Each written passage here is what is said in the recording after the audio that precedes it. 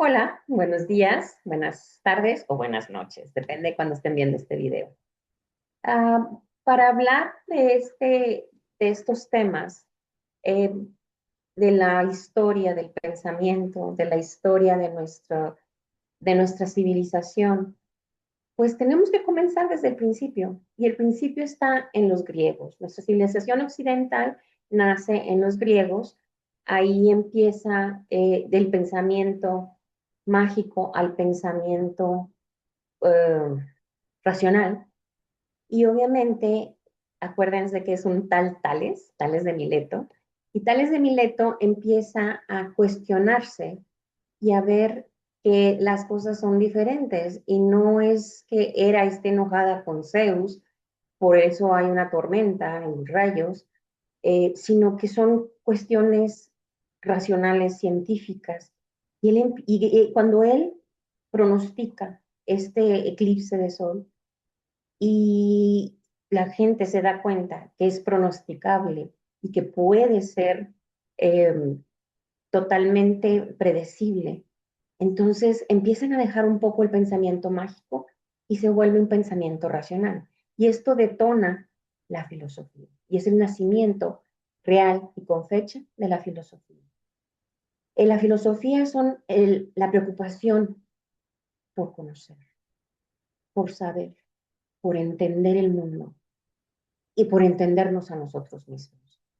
Entonces, si nosotros nos vamos a una línea de tiempo, vemos cómo va cambiando el pensamiento, cómo va cambiando la mentalidad, cómo va cambiando nuestra historia, precisamente dado a todos estos cambios de pensamiento. Los, también la ciencia aporta mucho en cuestión de cambio de pensamiento, en cuestión de cambios de tecnología. Va, va moldeando nuestra forma de pensar, nuestra forma de ser. Y va contestando muchas preguntas, pero a la vez va creando otras tantas. Si hacemos una línea de tiempo por cada época, nos vamos dando cuenta cómo va cambiando esa mentalidad, cómo vamos avanzando en ciertas formas y cómo vamos cuestionándonos un poco más en cada tema. Podríamos hacer una línea de tiempo que abarque primero el pensamiento como un tema principal, que viene siendo la filosofía, la historia, la ciencia, qué aportes científicos se fueron haciendo en cada momento, y obviamente una manifestación visual, física de todo esto son las artes. Lo vemos en la arquitectura, en la pintura, en la escultura, lo vemos en la literatura, incluso en la música.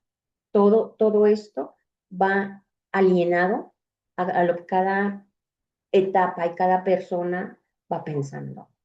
Entonces, tenemos por principio nuestros clásicos griegos, empezamos con Tales de Mileto, los presocráticos, y todos estos, su inquietud era, ¿qué es el arqué?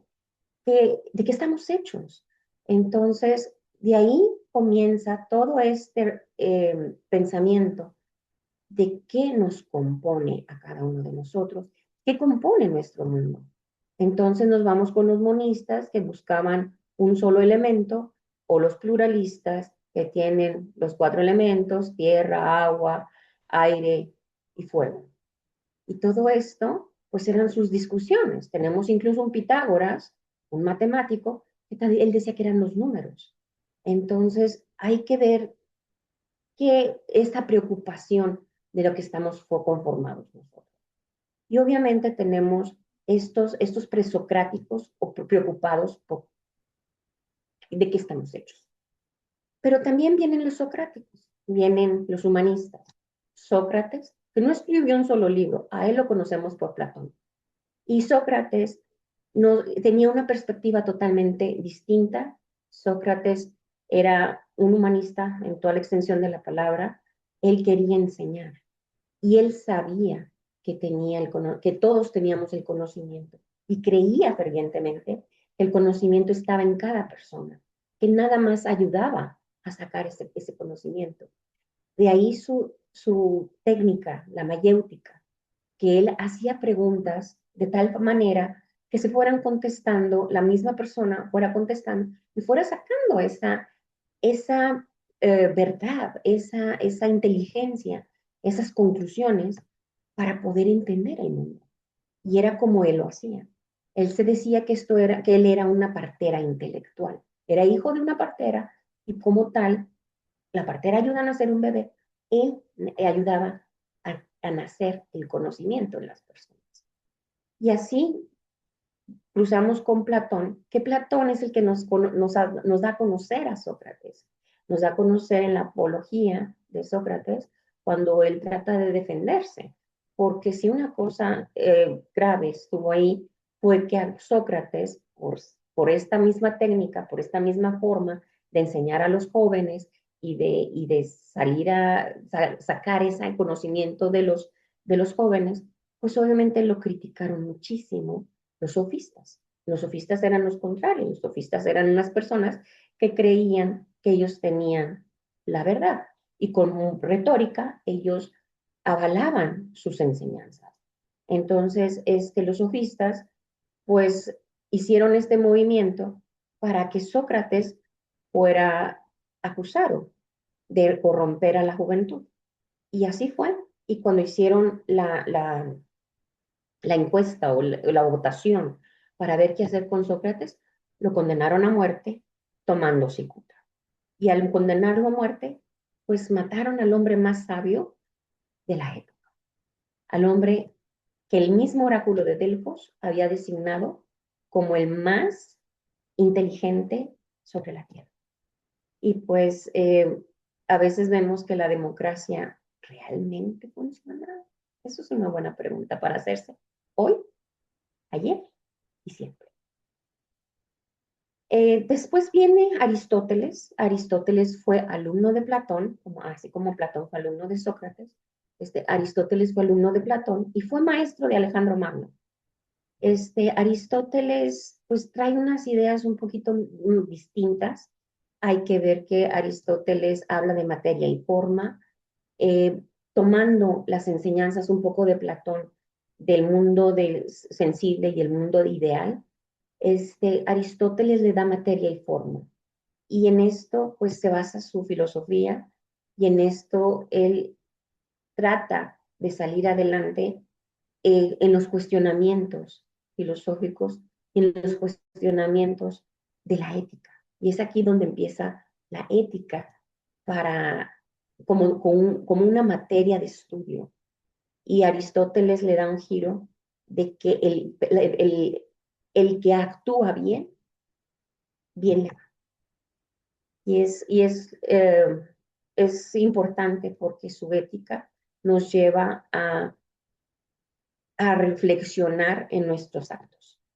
Obviamente, de ahí se desprende después los helenísticos, ya en una época más, un poquito más convulsa, porque ya estaban un poquito los romanos encima, ya estaba, la historia está cambiando aquí. Aquí ya los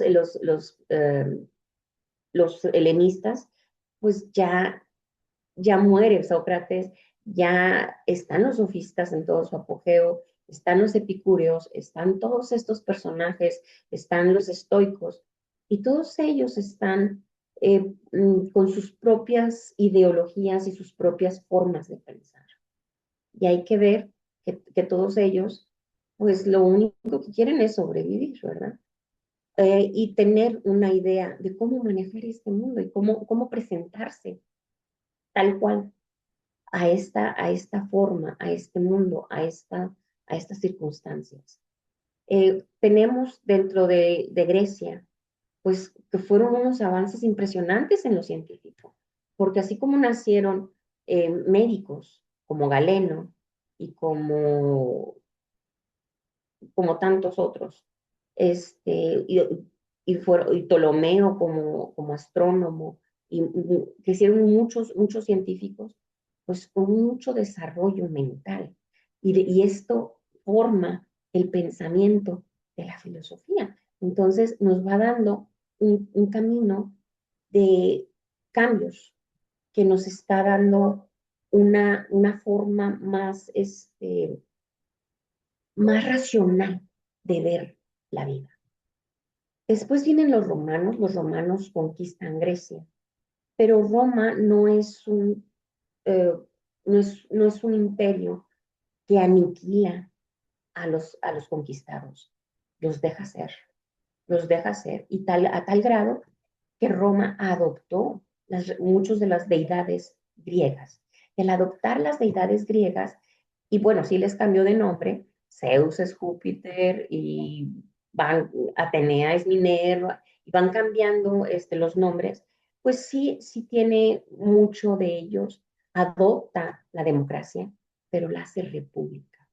Y al hacer la república, pues hay un cambio y hay una forma de gobernar distinta, que incluso la ley romana hasta ahorita se ejerce en la mayoría de los países occidentales. Ese es la base de las leyes en todos los países occidentales, la ley romana. Entonces, todo esto va moldeando una cultura más organizada, porque si algo tenían los romanos eran ser organizados. Hicieron muchísimo, decían que todas las carreteras llegaban a Roma, decían que había grandes cambios en Roma. Y de hecho, pues fueron 400 años, fueron muchísimos años los que estuvo Roma como imperio, y esto ocasiona que obviamente nuestra mentalidad vaya cambiando, se vaya formando y vaya creciendo esta humanidad nuestra de Occidente. En Roma tenemos obviamente eh, muchas cosas, por ejemplo, mucha continuidad. Así como la democracia se hizo república, también si Homero escribió la Odisea y la Ilíada en la Grecia, en la antigua Grecia, pues también tenemos un Virgilio que escribe la Eneida. Entonces tenemos estos poemas épicos, estos poemas de acción, estos poemas de logros, que son verdaderamente excepcionales y que van formando a la cultura occidental. Roma va dando muchos frutos y toma muchas cosas de Grecia, así como Marco Aurelio, que era un emperador romano, toma el estoicismo así este, de los griegos, pues obviamente va formando su forma, perdón la redundancia, va moldeando una cultura totalmente independiente a cualquier otra, pero a la vez muy que va desarrollando todo este pensamiento a un pensamiento más de grupo, más de nación, de país, de comunidad. Entonces, obviamente, tenemos aquí unos imperios y el imperio romano pues fue uno de los más grandes que se tuvo en su tiempo, de los más largos y de los más grandes. Tenemos el imperio llega un momento en que se divide en dos, o sea, desafortunadamente porque cae, ¿verdad? Entonces, este imperio se divide, históricamente ocurre porque siempre hay un rey que quiere dejarle por partes iguales a sus hijos y el problema radica en que se pelean, hay problemas, se dividen los imperios. Entonces, es lo que le pasa a Roma. Roma cae, el imperio de Occidente cae y es cuando empieza el medievo. Y el medievo, pues después de ser república y de ser humanista, se vuelve feudalista. Y al hacerse feudalista, pues obviamente tenemos un pensamiento más enfocado a Dios. Y tenemos un medievo que dura casi 1000 años, es desde la caída del imperio de Occidente hasta la caída del imperio de Oriente. O bien también se puede tomar la fecha del descubrimiento de América o el encuentro con América en 1492, o años más, años menos. Las fechas realmente no importan, porque muchas veces se van, o sea, se van golpeando unas con otras, o sea, no termina exactamente en un año y empieza un movimiento, el siguiente movimiento, ¿no? Entonces van cambiando las mentalidades, se va formando, se va haciendo este pensamiento más amplio y se va acomodando en la sociedad y luego después vuelve a cambiar. Entonces, tenemos que el medievo, pues es más feudalista, es más regional, es más unido en comunidades más pequeñas. Y es aquí, precisamente en el medievo, donde se nacen las lenguas. Precisamente por esa regionalidad y tantos años que dura, obviamente tenemos el nacimiento de las diferentes lenguas. Tenemos antes era latín, el latín, y de ese latín que había dos latines, uno culto, que era para la gente educada, y otro vulgar, que era lo que el pueblo hablaba. Y de este latín vulgar es de que nacen las lenguas. Entonces, las lenguas empiezan a nacer en todo el medievo. Nace el francés, el inglés, el español, el italiano, el portugués, la mayoría de las lenguas nacen en el medievo, porque cada región le va aportando sus propias palabras, le va aportando sus propias expresiones, y esto va moldeando lo que para nosotros llamamos lengua. Y al hacernos cada lengua, pues tiene sus propias características y regionalismos. Y entonces tenemos el nacimiento de la lengua española alrededor del año 1040. Tenemos en el 1040 las jarchas que tienen mucho de árabe. Y hay que recordar esa parte de nuestra historia, porque nuestro español, a la mera hora de analizarlo históricamente, pues hay que recordar que los españoles como un grupo regional, pues estuvieron invadidos por los musulmanes alrededor de 800 años, casi 800 años, de 1711 a 1492, que fue la expulsión de los musulmanes y de los judíos también.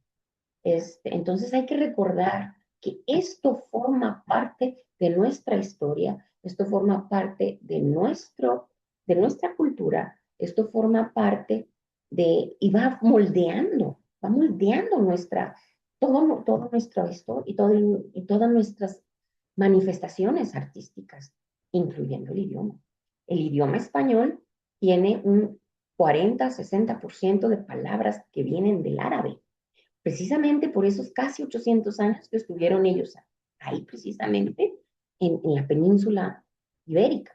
Entonces, nuestras palabras, muchas, muchas, muchas de ellas, vienen del árabe. Y si ustedes se fijan, conocen a un árabe y obviamente, si habla español, lo habla casi perfecto. ¿Por qué? Porque muchas palabras son del árabe, de nuestro idioma.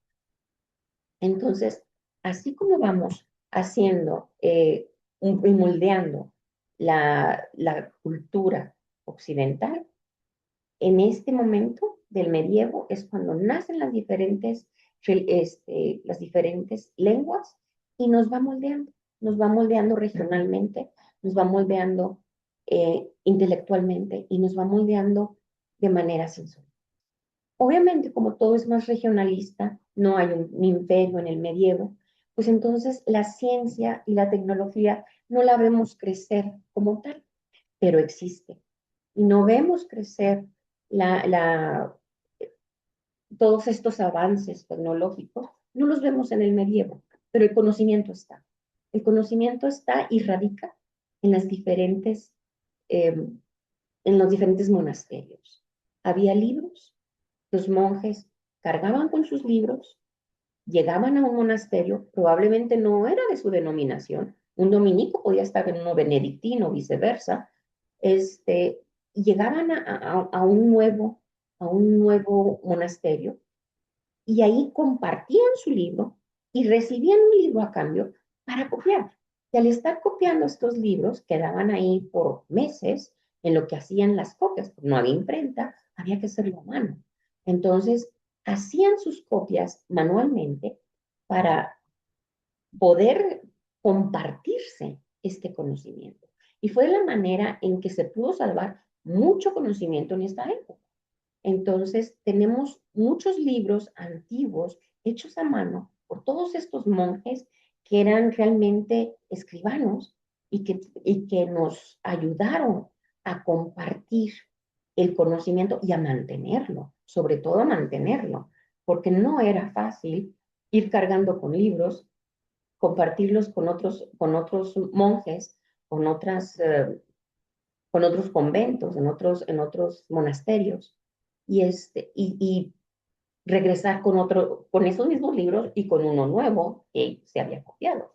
Entonces, obviamente era muy importante en el medievo esta comunicación básica, si podemos decirlo, que obviamente nos va a mantener el conocimiento, aunque un poco encerrado, pero está el conocimiento ahí latente. Y este conocimiento, pues, no es un oscurantismo total, como muchas personas lo quieren hacer ver. Es realmente una forma de preservar el conocimiento. Y creo que fue lo que se pudo hacer en ese momento. No había más, no había más. Y ellos hicieron lo que pudieron. Ahora, viene en España, está todo fraccionado en diferentes reinos. Y hay que recordar que España, antes de los reyes católicos, eran diferentes reinos. De hecho, Isabel la Católica, ella era de Castilla y Fernando, su esposo, era de Aragón. Dos reinos totalmente distintos, vecinos, sí, pero distintos. Y entonces resulta que Isabel tenía 18 años, Fernando tenía 17, y ella se pone a reflexionar que es necesario unir y hacer alianzas con diferentes reinos para hacer un país más grande y más fuerte y poder expulsar a los infieles, a los musulmanes, que es una lucha que tiene España desde el 711, que es invadida por ellos. Entonces, tratan de recuperar su territorio. Y obviamente se logra a lo largo de muchos años de lucha, pero Isabel, a sus 18 años, va en contra de su tío y decide casarse con Fernando de Aragón.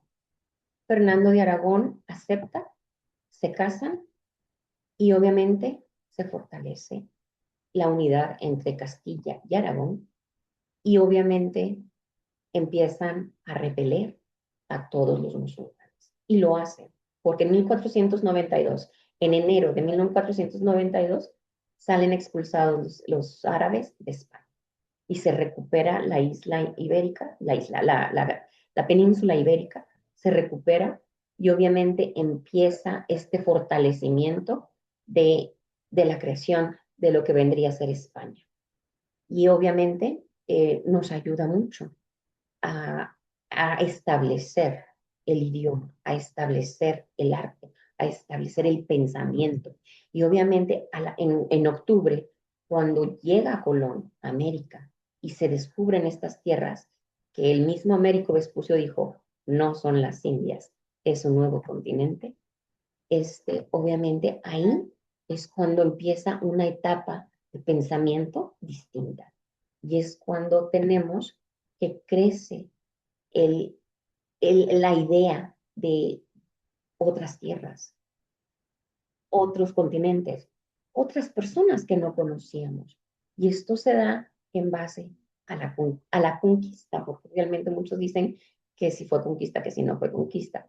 Fue el encuentro de dos mundos y eso no lo podemos evitar. Así reniegue quien reniegue. Pero se encuentran estos dos mundos, se encuentran estas dos civilizaciones, obviamente tanto una como la otra muy lastimadas. Y tenemos aquí un renacimiento. Obviamente hay empieza una mentalidad, un cambio de mentalidad tipo griego, tipo clásicos, tipo Roma y Grecia, obviamente. Y al cambio de la mentalidad, pues es un renacimiento, es un volver a nacer. Y este volver a nacer es volver a los clásicos, es volver a esa semilla primigenia, a esa mentalidad de quiénes somos, qué estamos haciendo aquí, a qué venimos. Y volvemos a todos estos griegos que nos han ilustrado por tantos años, por 2000 años, bueno, 1500 años en este momento, ¿verdad? Que está en la historia, pero que nos han ilustrado y que nos han dado tantas preguntas. Y volvemos a estos griegos y tanto en la mentalidad y se refleja en el arte. Porque el mismo Miguel Ángel, cuando le preguntaron que por qué estaba copiando a los griegos, él dijo, no, no estoy copiando a los griegos, los quiero sobrepasar, porque somos mejores que los griegos. Cristo nos hace mejores que los griegos. Así contestó Miguel Ángel. Yo no sé si esto es realmente cierto o no, si realmente los griegos nos formaron o no. Claro que nos formaron, claro que nos formaron, pero ahí vamos, como cambiando mentalidad, ¿no? Cambiando las formas en que percibimos al mundo, abriendo nuestras mentes, abriendo, y la historia nos hace reflexionar y a veces meter freno y cambiar de mentalidad, o bien avanzar en la mentalidad. El descubrimiento de América vino a traer grandes cambios en todo, porque si muchos pensaban que la Tierra era plana y que se iban a caer en un abismo, pues Colón decía, no, la Tierra es redonda. Y esto es lo que aprendimos en la escuela, que Colón decía, la Tierra es redonda. La Tierra, eh, ¿quién no tiene? Si circundamos, obviamente no va a haber un fin donde se acabe y se caiga el barco, ¿verdad? A un abismo, como se creían con muchos.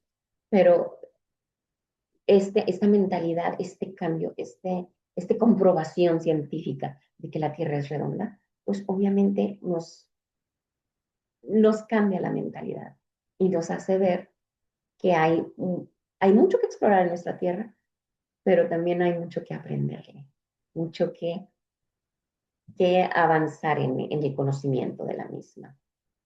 Obviamente el renacimiento, como es volver a los clásicos, es volver a toda esta forma de pensamiento más razonable, de más raciocinio. Obviamente su manifestación artísticas son mucho más humanistas. Tenemos un antropomorfismo muy marcado. Antropos, hombre, morfismo, forma. Entonces tenemos que todo está hecho a imagen y semejanza del hombre. Y esto, pues obviamente nos da una mentalidad de que Dios es un poco hombre. No, no, no. Aquí en el arte vemos a un Miguel Ángel que pinta en la creación, en el techo de la Capilla Sixtina, a un Dios con figura de hombre, con figura de un ser humano. Y esto pues es in- eh, bastante impresionante, porque a Dios pues no se le había retratado más que a su Hijo Jesucristo en la crucifixión. Pero aquí tenemos a un Dios que parece hombre, que parece un ser barbado, un ser que le está dando el toque de la vida a un Adán en la pintura de la creación. Y obviamente este antropomorfismo, pues nos hace acercarnos a Dios, que ese es el intento del renacimiento en muchas ocasiones, es acercar el hombre a Dios.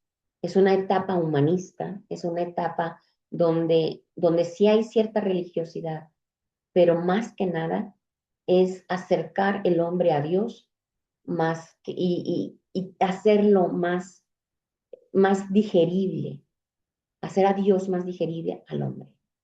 Esto pues es interesante porque después de que venimos de un medievo donde la mentalidad era religiosa, aquí hay un humanismo mezclado con religión.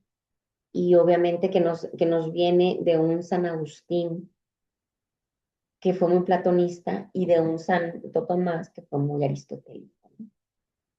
Obviamente el Renacimiento viene a cambiar tantas cosas, viene a cambiar la mentalidad del ser humano, viene a cambiar las artes. Eh, Surge, por lo tanto, dos personajes impresionantes en este Renacimiento. Incluso muchos estudiosos no los consideran como parte del Renacimiento, sino que son seres independientes completamente. Estos dos seres son William Shakespeare en Inglaterra, gran escritor, gran dramaturgo. Incluso muchas de sus cosas se toman muy filosóficas. Por ejemplo, en su obra Hamlet hay muchas cosas que él cuestiona, ¿no?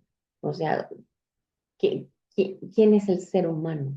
Más que nada, ¿quién es el ser humano y qué es lo que desea?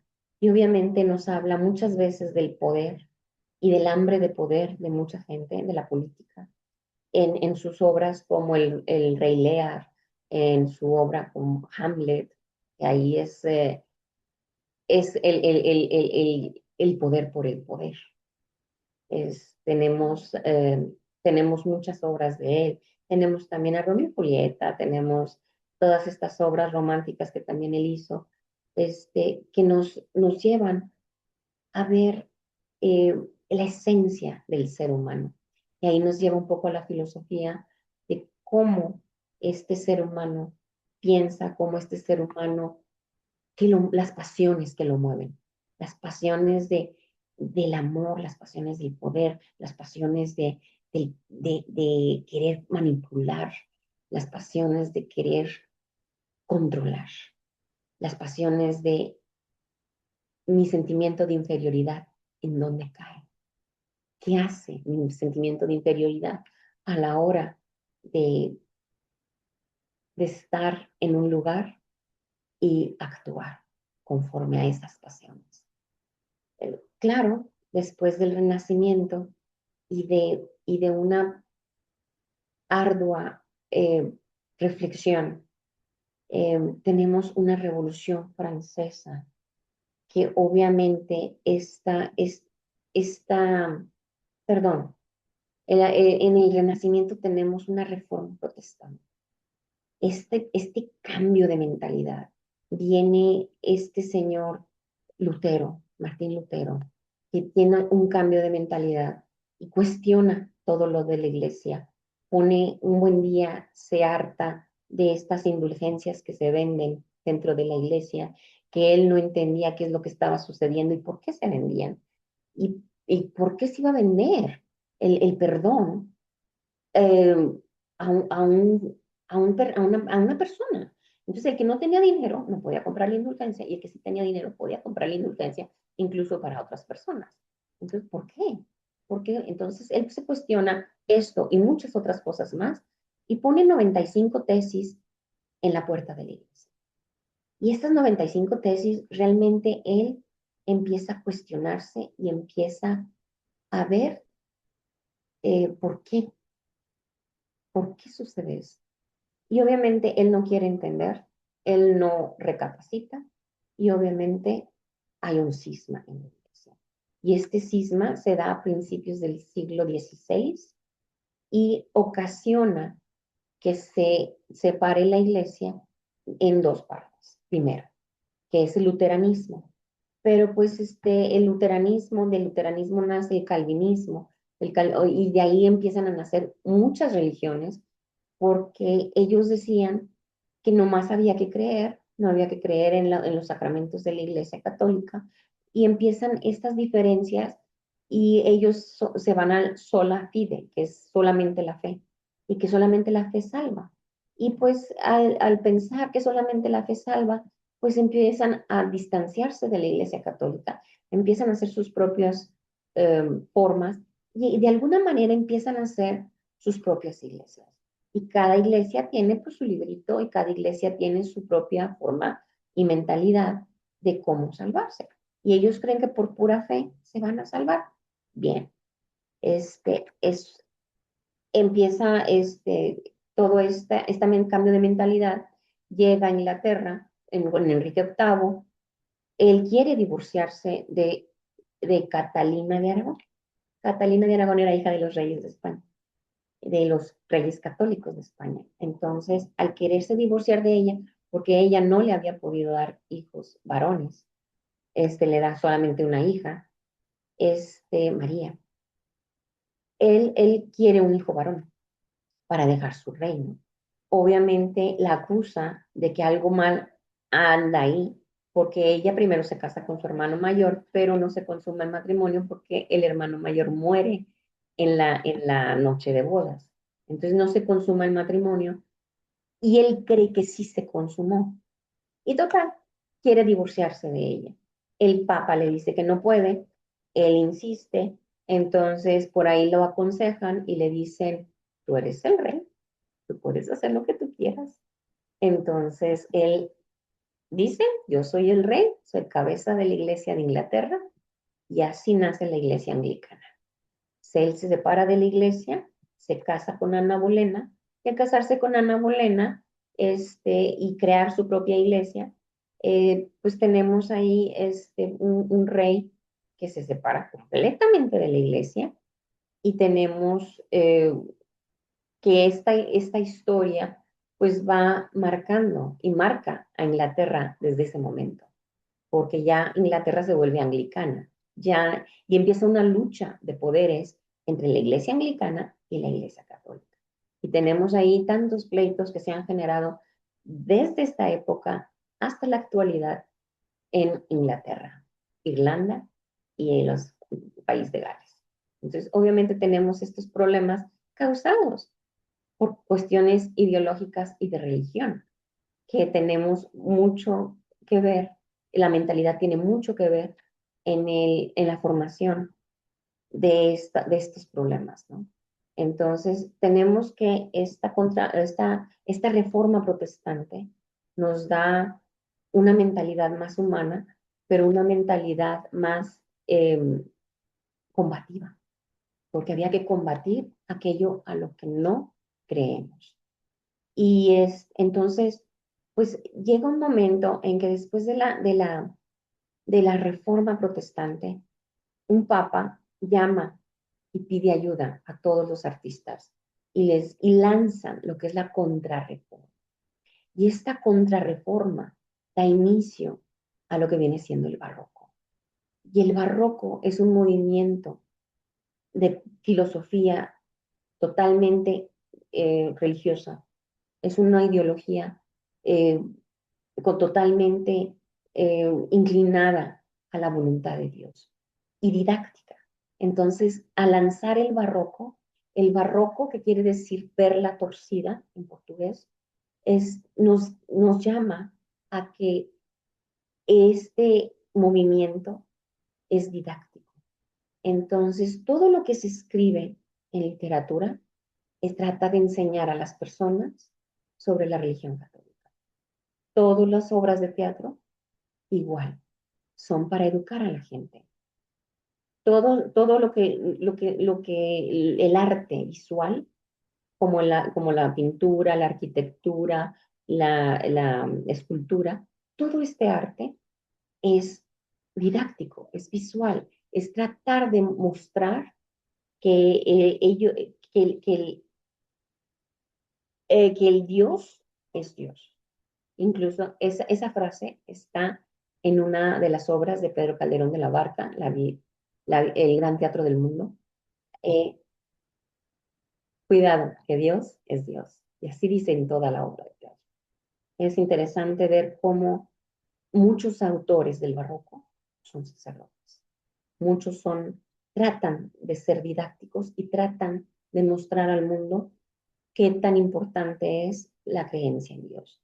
Entonces, de este barroco que, es, que nos enseña, que nos orienta por ser religiosos, que nos orienta a Dios, que nos trata de inclinar a la enseñanza divina, pues viene un idealismo diferente, viene una forma de mentalidad, genera una forma de mentalidad distinta.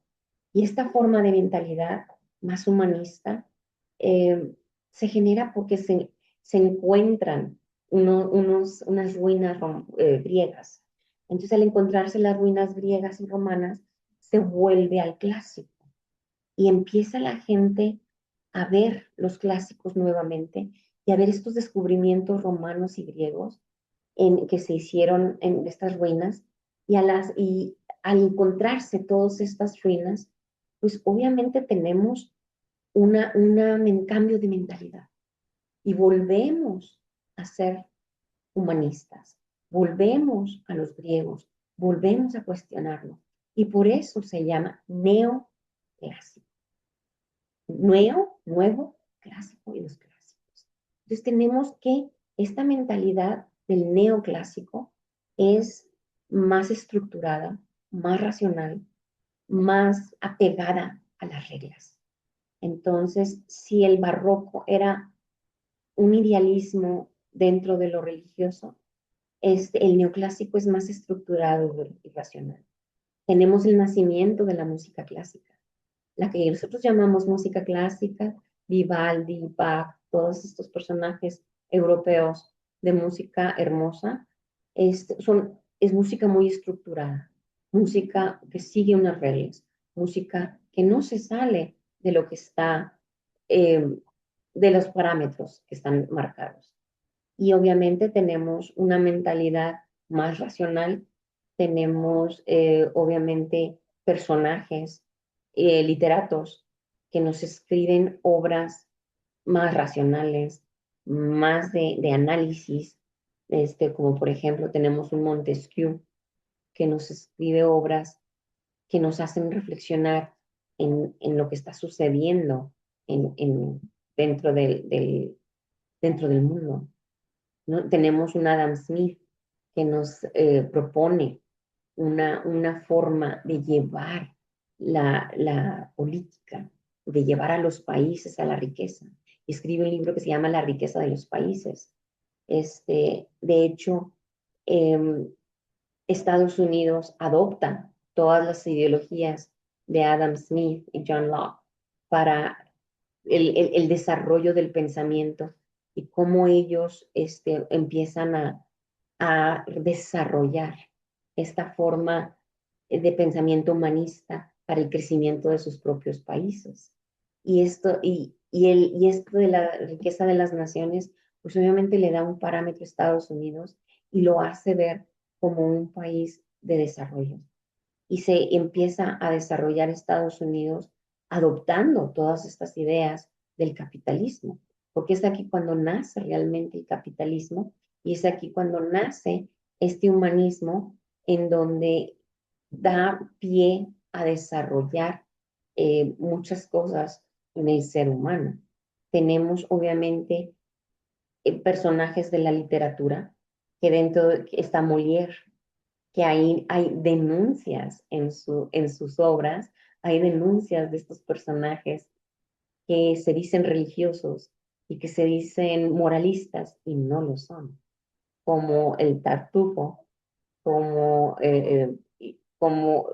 estos, o sea, varios personajes tiene él en los que denuncia que muchas veces nos dejamos guiar por personajes que no valen la pena, por personajes que son verdaderamente nefastos, pero que nuestra poca reflexión nos hace caer en sus garras.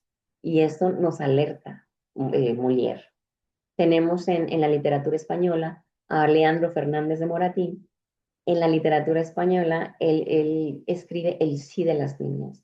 Entonces, él nos dice, una mujer debe tener la última palabra para casarse, porque si ella no quiere casarse, no tiene que casarse con el personaje que le están poniendo como esposo.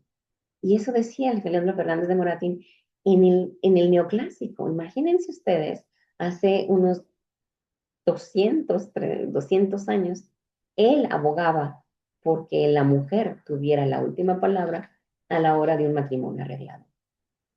Obviamente este neoclásico no dura para siempre, son alrededor de 50 años, no, fechas no exactas, 1750 a 1800 más o menos. Este neoclásico pues da el impulso, ¿no? a mucho desarrollo dentro del pensamiento racional. Pero así como hay un lado de la balanza, un lado el péndulo se va al otro lado y se balancea entre el humanismo y entre la religiosidad, ¿no? Entonces, pues tenemos una religiosidad dentro del romanticismo. El romanticismo no quiere decir que sea romántico, quiere decir que es idealista. El romanticismo no es más que idealizar las relaciones tanto con Dios, idealizar una relación de la patria y idealizar una relación con el ser amado. Entonces tenemos que el romanticismo no es más que una idealización de todo esto y obviamente pues no es precisamente miel sobre hojuelas, pero tenemos una etapa un tanto religiosa, pero más que nada de idealizar aquello que nosotros encontramos, ¿no? Esa mentalidad. Tenemos, obviamente, en México tenemos el gran romántico por excelencia, es Ignacio Manuel Altamirano. Él es un escritor mexicano que en sus libros Clemencia, El Zarco, Navidad en las Montañas, todos estos libros ponen una idealización dentro del ámbito con Dios, con la patria y con el ser amado. Entonces, él lo escribe tal cual y es un tanto um, empalagoso, podríamos decir, porque como es tanta perfección, pues eso es un tanto empalagoso. Aún sin embargo, dentro del romanticismo tenemos una corriente gótica. Y esta corriente gótica es muy interesante porque es una corriente de misterio, una corriente de suspenso, una corriente de que no sabemos qué es lo que va a suceder. Es una corriente totalmente distinta, pero a veces a la vez es igual. Esto de movimiento es un tanto gótico. Pues uno de los grandes ejemplos es Edgar Allan Poe. Edgar Allan Poe, con sus obras de misterio, como El Cuervo, como el péndulo y el pozo, como tantas, tantas y tantas obras, es impresionante cómo, cómo se va dando esta mentalidad, ¿no? De suspenso. Y tenemos aquí al padre del suspenso, al padre del misterio, al padre de estos cuentos que nos narran, que a veces nos dan escalofríos, que a veces nos da una incierta inquietud, pero eso es parte del romanticismo, es parte precisamente del idealizar, que, que esto es un misterio, la vida es un misterio. Y obviamente está totalmente proyectado en estas obras de Edgar Allan Poe, que son fascinantes, la verdad, son fascinantes y no tienen comparación. Entonces, después tenemos una revolución francesa que nos da esta idealización. La Revolución Francesa tiene tres ideales. Estos ideales son de igualdad, fraternidad y... Ay, se me fue el otro. Igualdad, fraternidad y legalidad. Entonces tenemos estos ideales franceses y que nos van eh, formando y nos van modificando en la mentalidad, porque todos queremos igualdad, fraternidad y legalidad. Todos queremos queremos tener todo esto. Y es muy impresionante cómo cuando un pueblo grita por unos valores, hay muchos pueblos que lo copian. Entonces, tenemos aquí un cambio con esta mentalidad y con este empuje de la Revolución Francesa. Y hay muchas revoluciones que ocurren dentro del siglo XIX, son los 1800, en diferentes partes del mundo, incluyendo nuestro México. Nuestro México tiene su independencia en 1810, empieza la gesta en 1810, obviamente hasta 1821, pero tenemos ahí cómo este idealismo francés dentro del romanticismo nos empieza a nosotros a formar la mentalidad, a tal grado que dentro de nuestra declaración de independencia tenemos la libertad de los esclavos. Ya no hay esclavos, hay una declaratoria que ya no hay esclavos en México en esta época. Entonces, obviamente, es algo que nos da la libertad y, no, y nos la dio viene formándose precisamente desde, desde Isabel de Castilla, que nos toma como seres humanos a todos los pueblos originarios de este mundo, obviamente nos toma como seres humanos y con ese respeto. Entonces, que no lo tiene Estados Unidos. Estados Unidos es hasta mucho después que le otorga la libertad a sus esclavos. Pero de todos modos, no estamos libres de culpa, ¿eh? No estamos libres de culpa porque realmente no, en leyes no teníamos esclavitud, pero en otras formas sí las tuvimos.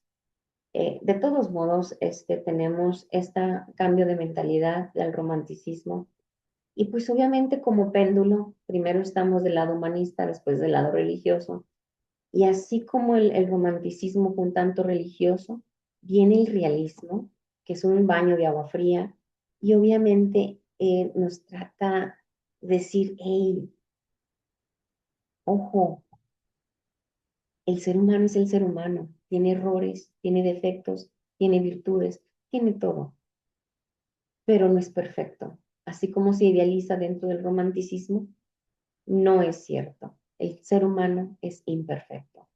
Entonces, tenemos un realismo que nos va dando una mentalidad más racional y obviamente tenemos un realismo literario que nos va dando un retrato fiel de lo que es la realidad.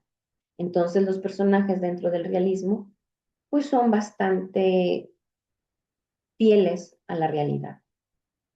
Son muy descriptivos, muy descriptivos. El realismo literario es sumamente descriptivo.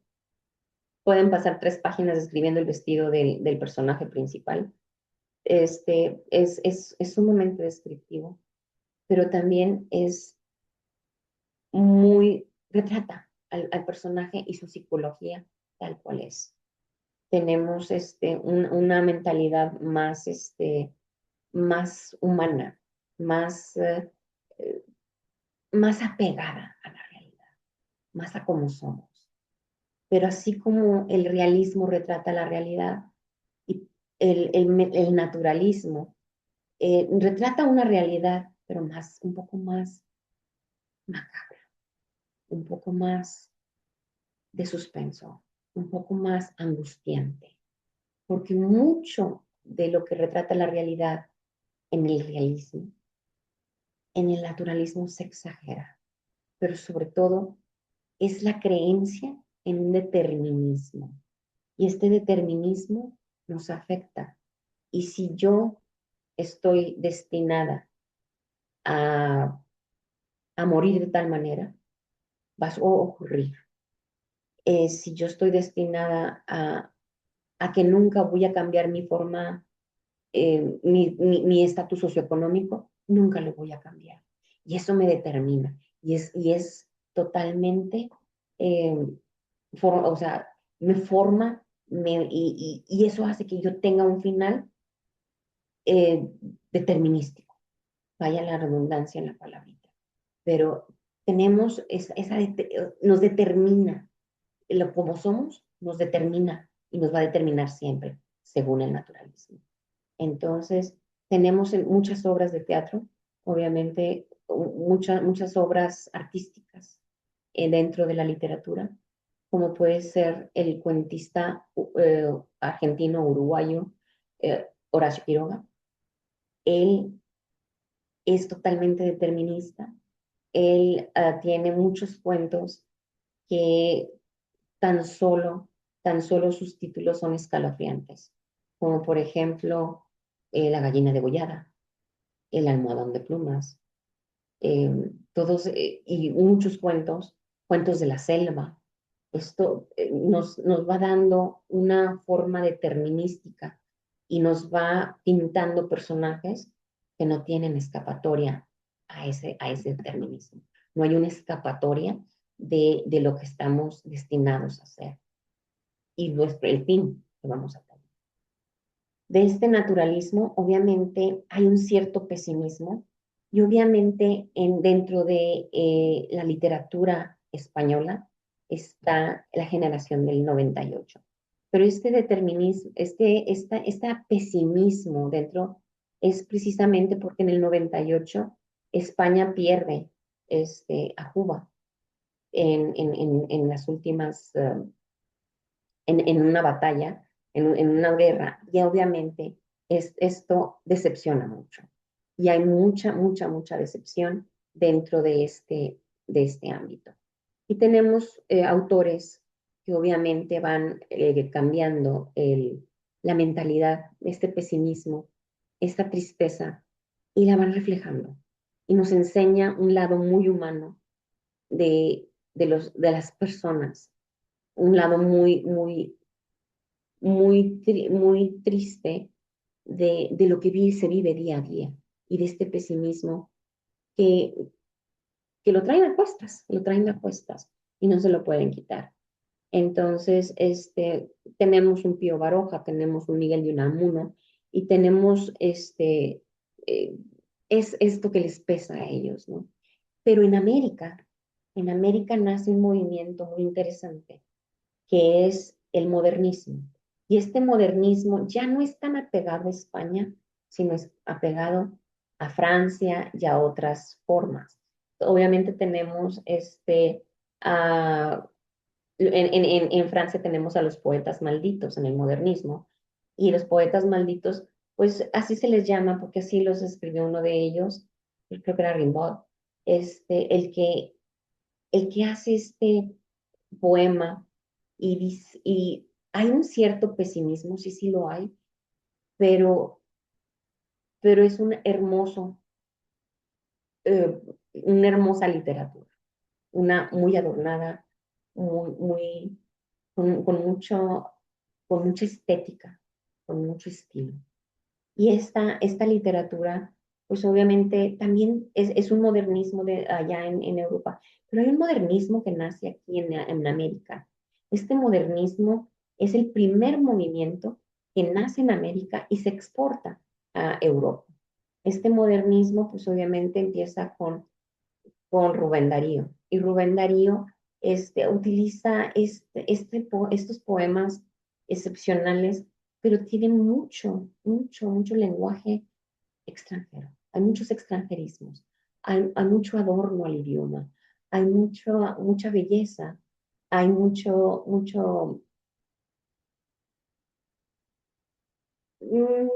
arte. Es como una escultura dentro del lenguaje. Es impresionante el modernismo y cómo se va dando en América. Y todo empieza con Rubén Darío con su libro Azul. Después, obviamente, esta mentalidad va cambiando, pero tenemos un siglo XX donde hay una explosión de diferentes movimientos. Es una barbaridad de movimientos y cada movimiento y cada, cada, cada escuela tiene su propio libro. Cada escuela escribe, tiene al autor de cómo debe ser ese movimiento. Y describen perfectamente. Y si tú no sigues esas reglas, tú no perteneces a ese movimiento. Si tú no te sometes a lo que está escrito para ese movimiento, no perteneces. Y no debes, y hay pleitos. Y claro que los hubo, porque incluso a Salvador Dalí lo corren del movimiento surrealista, siendo el máximo exponente del surrealismo. Entonces, tenemos que Salvador Dalí, pues lo corre André Breton del surrealismo, pero pues el hombre era surrealista. ¿El surrealismo qué es? El surrealismo es el inconsciente. Lo que hay en tu subconsciente es parte de ti y lo que se refleja. Y todo esto viene a causa de Segismundo Freud, que habla mucho del inconsciente, ¿no? Y cómo nos va formando. Entonces, estos avances dentro de la psicología humana, de estos avances y aportaciones a la ciencia, pues es lo que nos va cambiando a nosotros. Y obviamente tenemos estos movimientos en las vanguardias, como el cubismo. El cubismo nos trata de retratar eh, las tres dimensiones en dos. Entonces, cómo estas personas eh, tratan de proyectar las diferentes facetas del ser humano en una sola.